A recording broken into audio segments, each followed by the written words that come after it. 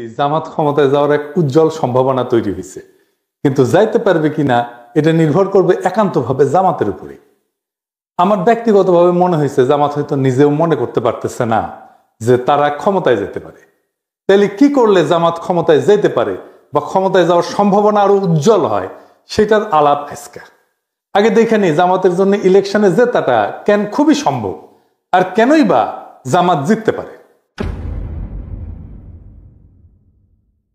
প্রথম কারণ হইতেছে যে দেশের মানুষ নতুন রাজনৈতিক শক্তিকে ক্ষমতায় দেখতে চায়। বিএনপির বিগত সময়ের শাসনের স্মৃতি এখনো দগদগে ক্ষতর মতো এক প্রজন্মের মনে জায়গা আছে। আইন শৃঙ্খলার অবনতি, 64 জেলায় বোমা হামলা, বাংলা ভাইয়ের উত্থান, পরপর 5 বার দুর্নীতিতে চ্যাম্পিয়ন, আর 2001 সালে নির্বাচনের পরে তো হিন্দু সম্প্রদায়ের উপরে যে বিভৎস নির্যাতন চালাইছিল বিএনপি, ওইটার কথা নাই বলি। আজকে অনেক কিছুই বলি না, জাস্ট মায়া কইরা, কিন্তু মায়া করার সময় শেষ, বলতে হবে এখন সবই। এইসব তো একটা প্রজন্মের মনে জল জ্বলে। এছাড়াও বিএনপির রাষ্ট্র চালানোর অদক্ষতা ছিল প্রকাশ্য। ক্ষমতার একাধিক কেন্দ্র তৈরি হয়েছিল, তাইওয়ানে অফিস খুলতে দিছে বাণিজ্য মন্ত্রী, আর কেউ জানে না।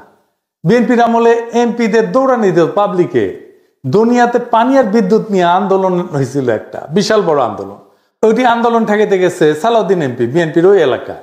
পাবলিকের দিছে দৌড়ানি, সে দৌড়ে যান বাঁচেছে। ওর নাম হয়েছিল দৌড় সালাউদ্দিন। সালাউদ্দিনের হিস্ট্রি জানেন? জানেন না? ওই বিএনপির জামাই কোটার যে বুদ্ধিজীবী নিজের এলিট মনে করে, আর লিখেছে আমি নাকি বাঙ্গু এলিটদের ভ্যালিডেশন চাই। তো বিএনপির এলিট সালাউদ্দিন, দৌড় সালাউদ্দিন, এই এলিটে তো তার এমপি, তাই না? তো যেহেতু তার একটা আমল নামা দেখি আসেন, দৌড় সালাউদ্দিনের আমল নামা। এই দৌড় সালাউদ্দিন এইচএসসি পাশ করে একটা জীবন বীমা কোম্পানির চাকরি করত। বীমা কোম্পানি একটা মাঠ কর্মী ছিল, মানে ওই যে মানুষের দুয়ারে যে তার ইন্স্যুরেন্স করাইতো, তারপর একটা কমিশন পেতো। মুজিবও কিন্তু একই জিনিস ছিল আর কি। তো পরে চাকরি করা অবস্থায় একটা ট্রাক কিনে একটা রাশন ট্রাক না করলে, ওই যে ক্ষুদ্র মাত্রা আবার রেশন ট্রাক দেখতে পাচ্ছে, রাশন ট্রাক না, এগুলা ঝরঝরা ট্রাক আর কি। এই ট্রাক দিয়ে ওর শ্যালো লুৎফর রহমানের একটা ইট ভাটা ছিল, ওই ইট ভাটায় মালামাল দিত আর কি। আর লুৎফর রহমান কে ছিল জানে? শ্যামপুর ইউনিয়নের চেয়ারম্যান ছিল, আওয়ামী লীগের সভাপতি ছিল। তারপরে তো সে ড্যামরা, সায়দাবাদ, যাত্রাবাড়ি বাস টার্মিনাল এটার মাথা হয়ে দাঁড়ায়। একটা ট্রাকের মালিক আস্তে আস্তে আরো ট্রাক করতে করতে অঢেল সম্পত্তির মালিক হয়। আর ট্রাক ব্যবসার আলালে চলতে থাকে বাস টার্মিনালে চান্দাবাজি। এর মধ্যে তার সাথে শ্রমিক দলের সখ্যতা গড়ে ওঠে। ধীরে ধীরে মূলধারার রাজনীতির সাথে তাকে সম্পৃক্ত করতে থাকে, আর 1991 বিএনপির টিকিট পেয়ে যায়। এই হইতেছে দৌড় সালাউদ্দিনের উত্থান কাহিনী। আমাদের জামাইকোটার বুদ্ধিজীবীর এলিট। জুরাইনের মাজার রোডের একটা সিএনজি ফিলিং স্টেশন আছে, তার ওই মাজার শরীফের জমি দখল কইরা ওই ফিলিং স্টেশন করেছে দৌড় সালাউদ্দিন। একটা পত্রিকাও কিনেছিল দেশ জনতার নামে। তো শ্যালক যেহেতু আওয়ামী লীগে, তার তেমন কোনো অসুবিধা হয়নি, একবার বোধহয় জেলে নিয়ে গেছিল। তো বিএনপির জামাইকোটার বুদ্ধিজীবীর কাছে তো এইচএসসি পাস চান্দাবাজ দৌড় সালাউদ্দিন হইতেছে এলিট, আর এইসব এলিটদের ইন্টেলেকচুয়াল ল্যাটেল হইতেছে এই জামাইকোটার বুদ্ধিজীবী। লজ্জা লাগে না? হ্যাঁ, যাই হোক, বিএনপির মেলা স্বীকৃতি আছে, আস্তে আস্তে আসবে আর কি। এই বিএনপি কি কম লুটপাট করেছে তার শাসন আমলে? তো এখন এই যে ইকোনমির অবস্থা দেখিচ্ছেন, দেশের এটা বিন্দু মাত্র লুটপাট সহ্য করার ক্ষমতা নাই। দেশটা ধ্বংস হয়ে যাবে, রাষ্ট্র নাই হয়ে যাবে লুটপাট হইলে। প্রফেসর ইউনূস লুটপাট বন্ধ করেছে, লুটপাট হয় না, রিজার্ভ কিন্তু বাড়িচ্ছে, কিন্তু ইকোনমি রিকভার করে না। এর উপরে যদি লুটপাট শুরু হয়, তাহলে দেশ নিজেই জয় বাংলা হয়ে যাবে। এটা পাবলিক বুঝে, সেই জন্যই তারা চায় দেশে যেন দুর্নীতি আর না হয়। এই যে র্যাব কারা বানাইছিল জানেন? বিএনপি বানাইছিল কেন জানেন? নিজের দলের গুন্ডাদের নিয়ন্ত্রণ করতে পারতেছিল না, র্যাব কইরা মারিছিল এই গুন্ডাদের। নারায়ণগঞ্জে ডেভিড বলে এক বিএনপি নেতা ছিল, মমিনুল্লাহ ডেভিড। শামীম ওসমান তার কাছে দুগ্ধপোষ্য শিশু, নস্যি ছিল, তারে মারে র্যাব ক্রস ফায়ারে। ভালো ক্রিকেট খেলতো কিন্তু ওই ডেভিড, কিন্তু হয়ে আউট ছিল শীর্ষ সন্ত্রাসী। সেনাবাহিনীর যে সিভিল ইস্যু সামলাতে নামানো যায় না, এই কমন সেন্স বিএনপির নেতাদের ছিল না, একজনেরও ছিল না। সেনাবাহিনীর মধ্যে মানবাধিকার লঙ্ঘন করে ফিরে যাওয়া সেনা কর্মকর্তার সৈনিকেরা যে মারাত্মক সমস্যা সৃষ্টি করেছে, এটার ক্ষত কত দিনে যে যায় আল্লাহ জানে। এটা সৃষ্টি করছে বিএনপি। এদের রাষ্ট্র চিন্তা কত দুর্বল। এরা রাজনীতি বোঝে না, রাষ্ট্র তো দূরের কথা। কারণ এইখানে জামাত তার প্রাসঙ্গিকতা তুলে ধরতে পারবে ভোটারদের কাছে। জামাত ক্ষমতায় আসলে তার নেতা মন্ত্রীরা দুর্নীতি করবে না, করেন, আগে ছিল মন্ত্রী, এটা ধরে নেওয়া যায়। কিন্তু এর মানে কি দেশ চালাইতে পারবে? জামাতের লোকেরা শুনে অবাক হইতে পারেন যে আমার কাছে নানা দিক থেকে নানা ধরনের লোক জানতে চাইতেছে জামাত ক্ষমতায় আসলে কি করবে। অনেকে চায়নায় গেছি উঠেও জানতে চাইছে, কারণ তারা জানে যে আমি জামাতের ক্ষমতায় আসার সম্ভাবনার কথা প্রকাশ্যেই জোরের সাথে বলছি। যারা এই প্রশ্নগুলো করছে তার মধ্যে আছে ডিপ্লোম্যাট, ইন্টেলেকচুয়াল, বিদেশিরা তো আছেই, শীর্ষ ব্যবসায়ী আছে, নারী আছে, এমনকি আমার মাও জিজ্ঞেস করেছে। কি প্রশ্ন শুনলে অবাক হইবেন, বলতেছে জামাত ক্ষমতা আসলে কি মদ খাওয়া বন্ধ করে দিবে, আমার ওদের মদ খেতে দিবে। এই প্রসঙ্গে ফরদ মজার ভাইয়ের একটা কৌতুক মনে আসলো আর কি, সত্য কৌতুক আর কি। উনি এক বিখ্যাত সম্পাদকের কথা কইতেন, বলতেন উনি নাকি ইসলামপন্থীরা ক্ষমতায় আসলে মদ খেতে পারবেন না, এই জন্য সেকুলারিজম প্রমোট করে। যাই হোক, আমি কই যে উনারা নির্বাচনী ম্যানিফেস্টো দিক, তারপরে দেখেন কয় না না দিতে হবে না। মৌলানা মতিউর রহমান নিজামী মদ নিয়ে জাতীয় সংসদে একটা মতামত দিছিল, আমাকে আবার ইনবক্সে পেঠে দিছে এই ভিডিওটা, শুনেন। এটা খুব মূল্যবান আলোচনা করেছেন উনি, শুনেন। মদ আল্লাহ তাআলা হারাম করেছেন, এটা কিয়ামত পর্যন্ত হারাম থাকবে। সারা দুনিয়ার সকল মানুষও যদি জায়েজ বলে, হালাল বলে, তবুও এটা হারাম থাকবে। আল্লাহ, রাসূল এবং আখিরাতের প্রতি, কোরআনের প্রতি যারা ঈমান পোষণ করে তাদের কাছে মদের দাম কমানো বাড়ানো অথবা শুল্কের হ্রাস বৃদ্ধি তাদের কাছে কোনো ব্যাপারই নয়। মাংনাও যদি দেওয়া হয়, মদের ফ্যাক্টরির মধ্যে যদি বন্ধে দরজা জানালার মধ্যে তাদের রাখা হয়, তবুও তারা আল্লাহর ভয়ে মদ স্পর্শ করবেন না। মানে স্পিকার, আমি তাদের উদ্দেশ্যে বলতে চাই, তারা যদি সত্যি এটা নিয়ে রাজনীতি না করতে চান, আন্তরিকভাবে মদ বন্ধ হোক এটা চান, তাহলে মদ বন্ধ তো ইসলামী অনুশাসন পুরোপুরি চালু ছাড়া হতে পারে না। ইসলামী রাষ্ট্র ব্যবস্থা, সমাজ ব্যবস্থা, শিক্ষা ব্যবস্থা চালু হওয়া ছাড়া হতে পারে না। অনুশাসন কায়েমের আন্দোলনকে বলেন মৌলবাদ, বলেন সাম্প্রদায়িকতা, বলেন ধর্মান্ধতা। যতদিন তারা ইসলামী রাষ্ট্র ব্যবস্থা, সমাজ ব্যবস্থার আন্দোলনকে মৌলবাদ, সাম্প্রদায়িকতা, ধর্মান্ধতা বলা বন্ধ না করছেন, ততদিন মদের ব্যাপারে তাদের কোনো প্রশ্ন তোলার অধিকার নাই। স্পিকার, এই ব্যাপারে আর একটা পিকচার আমি আপনার সামনে আনতে চাই। 1400 বছর আগে জনাবে মুহাম্মদুর রাসূলুল্লাহ সাল্লাল্লাহু আলাইহি ওয়াসাল্লাম যখন ইসলামের দাওয়াত দিচ্ছিলেন, সেই যুগটাকে বলা হয় আইয়ামে জাহেলিয়া। তখনকার দিনে মানুষের মদের আসক্তি আরো অনেক বেশি ছিল। আরবি ভাষায় দেখেছি মদের নাম 200-এরও বেশি। তাদের কাব্য সাহিত্যে মদের বন্দনায় ভরপুর। সেখানে বাড়িতে বাড়িতে মদের মটকি ছিল।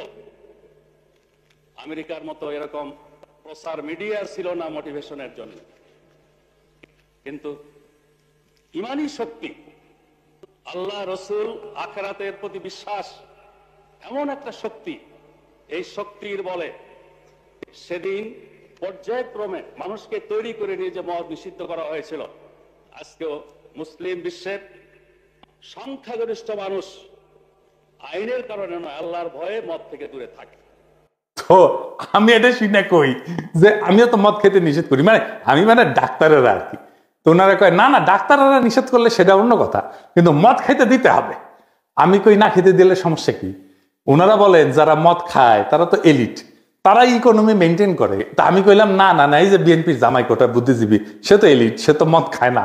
তো এই প্রসঙ্গে একটা ইন্টারেস্টিং কৌতুকের কথা মনে আসলো, বিএনপি প্রসঙ্গে আর কি, মদ খাওয়া প্রসঙ্গে।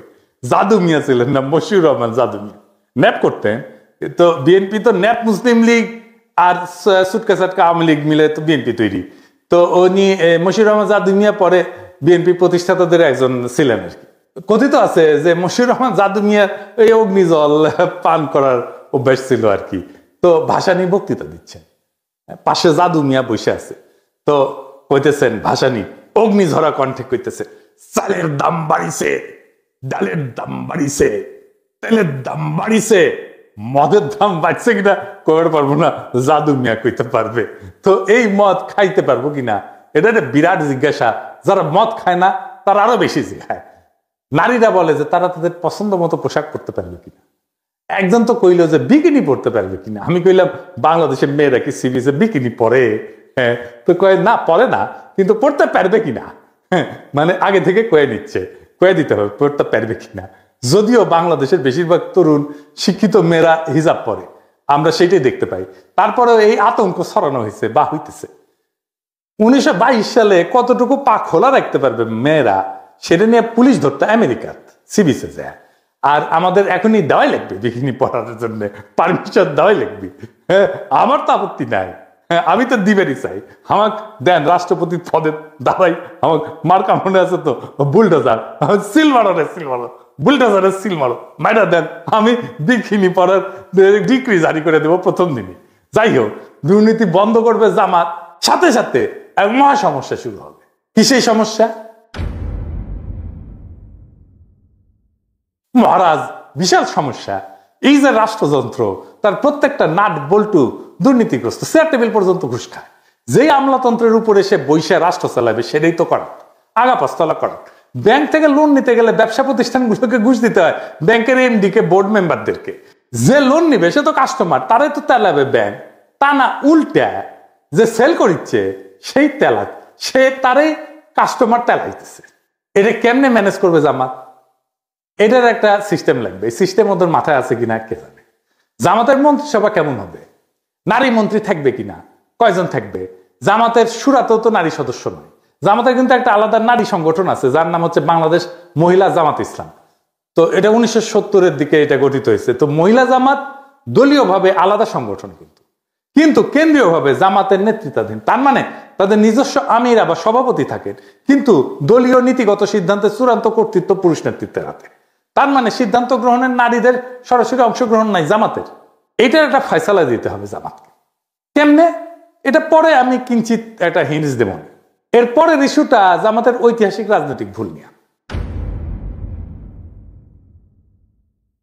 আমি আগেও বলছি, এখনো বলি, জামাতের রাজনৈতিক ভুলগুলা কেন হয়েছে তার কোনো গ্রহণযোগ্য ব্যাখ্যা দাঁড় করাতে পারে নাই জামাত। সেই পাকিস্তান সৃষ্টির আন্দোলনে জিন্নার বিরোধিতা, জমিদারি উচ্ছেদের বিরোধিতা করা, 1971-এ স্বাধীন বাংলাদেশের অভ্যুদয়ের বিরোধিতা করা, এটা কোনো গ্রহণযোগ্য ব্যাখ্যা দাঁড় করাতে পারে নাই জামাত।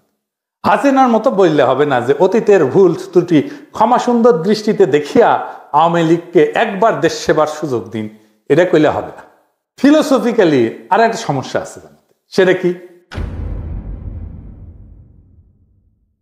ফিলোসফিক্যালি জামাতের রাজনৈতিক দর্শন দাঁড়ায় আছে মাওলানা মওদুদির উপরে। মাওলানা মওদুদি একজন দুর্দান্ত মেধাবী পলিটিক্যাল থিঙ্কার এবং ফিলোসফার, কিন্তু উনি তো সমাজতন্ত্রের পতন দেখে যাননি, উনি তো ওয়ার অন টেরর দেখেন নাই, উনি তো সারা দুনিয়া জুড়ে ইসলাম বিদ্বেষ দেখেন নাই, উনি তো ইসলাম কোপানো দেখেন নাই, উনি ডেমোক্রেসির সংকট দেখেন নাই, সোশ্যাল মিডিয়ার পাওয়ার দেখেন নাই, আর্টিফিশিয়াল ইন্টেলিজেন্স দেখেন নাই। তাই ওনার চিন্তার একটা রিভিউ দরকার আছে, নতুন দিনের মতো করে সাজানোর দরকার আছে। সেটা কি করছে জামাত? করে নাই। আমরা কেউ কেউ বলছেন জামাতের মন্ত্রিসভা কেমন হবে, কারা জামাতের ফেস হইয়া সাধারণ মানুষের আর দুনিয়ার সাথে ডিল করবে। ডাক্তার শফিক সাহেব কি ডিল করবে? মানে হাসিনা নেতা হইতে পারবে কিন্তু ডাক্তার শফিক হইতে পারবে না, যেহেতু ওনার মুখে দাঁড়িয়ে আছে আর মাথার টুপি আছে। পাবলিকে ভোট দিলেও পারবে না, ডেমোক্রেটিক্যালি একটা ইলেকশনে জিতে আসলেও পারবে না। মজা আর কি। আর একটা ইস্যু হইতেছে যে কেউ কেউ মনে করতেছে জামাত আসলে একটা অ্যান্টি হিন্দু রাজনীতি করবে। এই ইস্যুটারে জামাত বুদ্ধিমত্তার সাথে মোকাবেলা করতে পারে না, এখনো পারতেছে না। সে হিন্দু সম্প্রদায়ের সাথে এনগেজ কিভাবে হইতে হবে সেটা ধরতে পারে না। একবার জামাতের হিন্দু শাখা করে এইভাবে, আর একবার গোবিন্দ প্রামাণিকের হাত ধরে। আপনারা এখানে এসেছেন জামাত ইসলামের ডাকে। জামাত ইসলাম শুধুমাত্র একটা রাজনৈতিক দল নয়, এটা একটা ইউনিভার্সাল ইউনিভার্সিটি। আপনারা এখানে আসেন, শিক্ষা লাভ করেন, নীতি শিক্ষা, আদর্শের শিক্ষা নেন এবং কিভাবে ধর্ম অনুযায়ী দেশ নিজের জীবন পরিচালনা করা যায় এবং দেশ পরিচালনা করা যায়, আপনারা সেই শিক্ষা লাভ করেন। তো জামাত না মাঝে মাঝে গোবিন্দ প্রামাণিকের হাত ধরে ওই গাওয়া শুরু করে, আমার হাত ধরে তুমি নিয়ে চলো সখা, আমি তো পথ চিনি না, কইয়া মারের দৌড়। যে অখণ্ড ভারতের সৈনিক RSS এর পান্ডা গোবিন্দ প্রামাণিকের হাত ধরে। এটা ইসলামী দলের হিন্দু শাখা হইতে পারে না, ফুল স্টপ। কাঁঠালের আম সত্য হয় না রে ভাই। এই সিম্পল জিনিসটা জামাত না বুঝলে কেমন হবে? তাহলে কি করবে, সে কিভাবে এনগেজ হবে হিন্দু সম্প্রদায়ের সাথে? আমি বলবো কোনো কিছু করার আগে একটা ইন্ডিপেন্ডেন্ট রিসার্চ অর্গানাইজেশন দিয়া হিন্দু বৌদ্ধ সম্প্রদায়ের মধ্যে মানে মাইনরিটিদের মধ্যে জামাতের প্রতি নেট ট্রাস্ট স্কোর মাপা, এটাই হবে জামাতের হিন্দু সম্প্রদায়ের মধ্যে গ্রহণযোগ্যতার মাপকাঠি। এখন এই নেট ট্রাস্ট স্কোর এই জিনিসটা কি আসেন এটা বুঝে দেখি। এটা একটা সহজ মাপ, মানে মানুষ জামাত ইসলামকে কতটা বিশ্বাস করে আর কতটা অবিশ্বাস করে তার পার্থক্য কিভাবে মাপা যায়। ধরা যাক 100 জন হিন্দু বা মাইনরিটি নাগরিককে জিজ্ঞেস করা হইলো, আপনি কি মনে করেন যে জামাত এখন সংখ্যালঘুদের নিরাপত্তা এবং মর্যাদা রক্ষা করতে চায়? তাদের উত্তরে যদি 50 জন বলে হ্যাঁ বিশ্বাস করি, 30 জন বলে না অবিশ্বাস করি, 20 জন যদি নিরপেক্ষ থাকে, তাইলে হিসাবটা হচ্ছে নেট ট্রাস্ট স্কোর হবে 50 - 30 = 20। অর্থাৎ নেট ট্রাস্ট স্কোর হচ্ছে +20, মানে মানুষ এখন মোটামুটি বিশ্বাস করতে শুরু করছে। যদি উল্টাটা হয় মানে 30% বিশ্বাস করে আর 50% যদি অবিশ্বাস করে, তাহলে স্কোর হবে কত? 30 - 50 মানে -20, মানে মানুষের এখনো সন্দেহ আছে। এইটার গুরুত্ব হইতেছে স্কোর দিয়ে বোঝা যায় যে হিন্দু সম্প্রদায়ের মধ্যে জামাতের প্রতি আস্থা বাড়তেছে না কমতেছে, কোন জেলায় কাজ ভালো হইতেছে, কোন ধরনের কাজ করলে মানুষ সত্যিকারের বিশ্বাস পাইতে শুরু করবে। সহজ ভাষায় বললে নেট ট্রাস্ট স্কোর হইতেছে জামাতের প্রতি মানুষের মনোভাবের তাপমাত্রা। গরম মানে আস্থা, ঠান্ডা মানে অবিশ্বাস। সোজা চালায় বুঝে গেলেন, তাই না? এইটা জামাত প্রত্যেক 6 মাস পর পর মাপবে আর ফলাফল প্রকাশ করবে। এইটা কিন্তু আন্তর্জাতিক মহলেও তার বিশ্বাসযোগ্যতা বাড়াবে, গ্রহণযোগ্যতা বাড়াবে। এখন কাজ কি নিবে? গোবিন্দ প্রাণামায়িক তো দেখতে পারবে না, তাই না? কি কি সলিড কাজ নিবে আসেন সেটা একটু বুঝে দেখি। প্রথমে জামাতকে একটা মাইনরিটি চার্টার ঘোষণা করতে। এই মাইনরিটি চার্টার মানে হইতেছে এক ধরনের প্রতিশ্রুতি বা শপথনামা, যেখানে জামাত ইসলাম প্রকাশ্যে বলে দেবে তারা এখানে ধর্ম দেখে না, ন্যায় মানবিকতা দেখে রাজনীতি করবে। এই চার্টারে বলা থাকবে দেশের হিন্দু বৌদ্ধ খ্রিস্টান সহ সব নাগরিকদের নিরাপত্তা, সম্মান আর সমান সুযোগ নিশ্চিত করা জামাত নৈতিক দায়িত্ব বলে মনে করে। প্রথমে বলা হবে যে সবাই নিজের ধর্ম পালন করতে পারবে কোনো ভয় বা বাধা ছাড়াই। কেউ কাউকে ধর্মান্তরিত করার চেষ্টা করবে না। মন্দির, গির্জা বা অন্য উপাসনালয়ে নিরাপত্তা নিশ্চিত করতে জামাত নিজের লোকজন দিয়ে প্রয়োজনে সহায়তা করবে। কোথাও সহিংসতা বা দখলবাজি হলে দলের পক্ষ থেকে প্রকাশ্যে নিন্দা জানানো হবে এবং অপরাধী জামাতেরই হোক বা অন্য কেউ হোক তার বিরুদ্ধে ব্যবস্থা নেওয়া হবে। চার্টারে এটাও বলা থাকবে যে চাকরি, শিক্ষা, সরকারি সুযোগ এটাতে কারো ধর্ম কোনো বাধা হবে না। জামাত পরিচালিত কোনো স্কুল, কলেজ, শিক্ষা প্রতিষ্ঠান বা প্রতিষ্ঠানে হিন্দু বা অন্য ধর্মের মানুষ সমান সুযোগ পাবে। ভূমি বা সম্পত্তি দখল বা জবরদখল হলে ন্যায় বিচারের জন্য আইনি সহায়তা দেওয়া হবে। নারী এবং তরুণদের অংশগ্রহণে গুরুত্ব দেওয়া হবে। হিন্দু মেয়েরা চাইলে জামাতের সামাজিক শিক্ষা কার্যক্রমে যুক্ত হতে পারবে। সবশেষে একটা স্পষ্ট প্রতিশ্রুতি থাকবে, জামাত শুধু ইসলাম রক্ষা না, জামাত ন্যায় রক্ষার রাজনীতি করে। সংখ্যালঘু নাগরিকদের মর্যাদা রক্ষা করাটা ইসলামের আসল শিক্ষা, এই কথাটা তারা প্রকাশ্যে বলবে। এই চার্টার গুরুত্বপূর্ণ কারণ এটা দেখাবে যে জামাত বদলাইছে। এটা হিন্দু সম্প্রদায়ের মধ্যে আস্থা ফিরে আনবে এবং আন্তর্জাতিক মহলে ইতিবাচক ভাবমূর্তি তৈরি করবে। আর বাংলাদেশে ন্যায়ের রাজনীতির একটা নতুন ভাষা দিবে। সংক্ষেপে মাইনরিটি রাইটস চার্টার হইতেছে জামাতের বিশ্বাস ফেরানোর অঙ্গীকারপত্র, যেখানে তারা বলে সব নাগরিকই আমাদের, কেউ সংখ্যালঘু না। এইরকম একটা চার্টার নারীদের জন্য করা যায়। আর হ্যাঁ, এলিটদের জন্য মদ খাওয়ার জন্য কি করবে এটা জামাত নিজেরা বুঝে দেখুক, যেন সমস্ত সমাজে নেট ট্রাস্ট বাড়তে থাকে জামাতের প্রতি। এখন জামাত আসলে হিন্দু সম্প্রদায়ের সাথে কিভাবে এনগেজ হবে?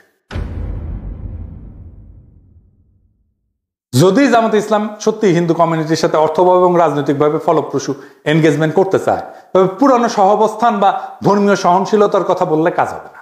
এখন দরকার হবে ইনোভেটিভ, ইন্টেলেকচুয়াল, সাবভার্সিভ এবং ন্যারেটিভ চেঞ্জিং আইডিয়া, যা সাইমালটেনিয়াসলি হিন্দু কমিউনিটির আস্থা অর্জন করবে নাম্বার 1। নাম্বার 2, জামাতের আদর্শের মধ্যে থিওলজিক্যাল কনসিস্টেন্সি রাখবে। 3 নাম্বার হইতেছে রাজনৈতিকভাবে আন্তর্জাতিক গ্রহণযোগ্যতা তৈরি করবে। আমি কয়েকটা ইনোভেটিভ আইডিয়া দিতেছি, এগুলোই সব না বা এগুলোই যে চূড়ান্ত তাও না, এগুলো চিন্তা করা যাইতে পারে, আমি আইডিয়া হিসেবে দিতেছি। এগুলো আমার মতে বাস্তবে প্রয়োগযোগ্য এবং কৌশলগতভাবে গেম চেঞ্জার হইতে পারে, আর হিন্দু সম্প্রদায়ের সাথে পলিটিক্যালি জামাত যুক্ত হইতে পারবে। নাম্বার 1, কমন গুড পলিটিক্স বা ইসলামিক ভাষায় নাগরিক সংহতি। জামাত একটা শরিকুল খায়র বা শেয়ার্ড গুডনেস অ্যালায়েন্স করতে পারে। এই নামে নতুন একটা ফোরাম তৈরি করতে পারে, যেখানে হিন্দু সম্প্রদায়ের লোকজন, শিক্ষক, চ্যারিটির লোকজন, দাতব্য সম্প্রদায়ের লোকজন, মাদ্রাসা শিক্ষক, স্থানীয় মুসলিম নেতারা যৌথভাবে কাজ করবে। কিসের জন্য কাজ করবে? সামাজিক ইস্যুতে কাজ করবে। যেমন ধরেন নিরাপদ পানি, স্যানিটেশন, শিক্ষা, পরিবেশ, দারিদ্র দূরীকরণ, স্বাস্থ্য, এই সমস্ত বিষয় নিয়ে কাজ করবে। তার ফলে নৈতিক কাজকে কেন্দ্র করে একটা রাজনৈতিক একতা তৈরি হবে।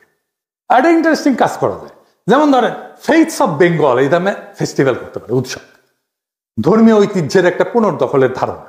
যেমন স্থানীয় পর্যায়ে ফেইথস অফ বেঙ্গল নামে সাংস্কৃতিক উৎসবের আয়োজন করতে পারে, যেখানে হিন্দু, মুসলিম, বৌদ্ধ, খ্রিস্টান সব সম্প্রদায় যে কালচারাল অ্যাসেট, ধর্মের যে কালচারাল অ্যাসেট, সেইটা তারা প্রজেক্ট করবে, সেইটা তারা দেখাবে।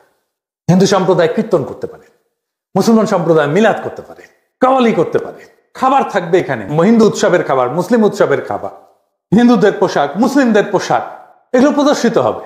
লক্ষ্য হবে আমাদের মিলিত সংস্কৃতি আমাদের রাজনীতিকে ছাড়াই গেছে, এই বার্তাটা দেওয়া। এইটা ইসলামের সামাজিক ন্যায়ের ধারণাকে সাংস্কৃতিক ভাষায় উপস্থাপন করবে। জামাতকে সংস্কৃতি বিরোধী দল বলেন না, এখান থেকে বের করে আনা যাবে এইটা করে। একাডেমিক স্তরে আর একটা কাজ করা যায়, যেমন ইন্টারফেথ থিঙ্ক সার্কেল। এইটা একাডেমিক স্তরে ন্যারেটিভ শিফটের কাজ করবে। কিন্তু যেমন জামাত একটা নীতিগত থিঙ্ক ট্যাঙ্ক তৈরি করতে পারে, বাংলাদেশ ইন্টারফেথ এথিক্স ফোরাম, যেখানে মুসলিম, ইসলামবিদ, হিন্দু পণ্ডিত এবং সমাজবিজ্ঞানীরা, তরুণ সমাজবিজ্ঞানীরা একসাথে কাজ করবে। যেখানে বিষয় কি হবে, যেমন নাগরিক ন্যায়, সামাজিক ন্যায়ের ধারণা, ইনসাফের ধারণা, বহুত্ববাদ, নৈতিক রাজনীতি, এই বিষয়গুলো নিয়ে তারা কাজ করবে, গবেষণা করবে। এইটা জামাতের একটা ইন্টেলেকচুয়াল ডিপ্লোমেসি হিসেবে কাজ করবে। বিশ্ববিদ্যালয়, মাদ্রাসা এবং আশ্রমের মধ্যে আলোচনা চালাবে। এর ফলে জামাতের বিরুদ্ধে থাকা ধর্মান্ধতা, অসহিষ্ণুতার এই যে বুদ্ধিবৃত্তিক চিত্র, এটা একেবারে ভেঙে যাবে। আর একটা অ্যাডিশনাল কৌশল করতে পারে, যেমন ধরেন ডিজিটাল ব্রিজ ফর মাইনরিটিস। যেমন জামাত একটা নিজস্ব ডিজিটাল প্ল্যাটফর্ম তৈরি করতে পারে, যেখানে সংখ্যালঘু নাগরিকরা তার অভিযোগ, ভয়, প্রস্তাব, শঙ্কা এগুলো জমা দিতে পারবে গোপনীয়ভাবে।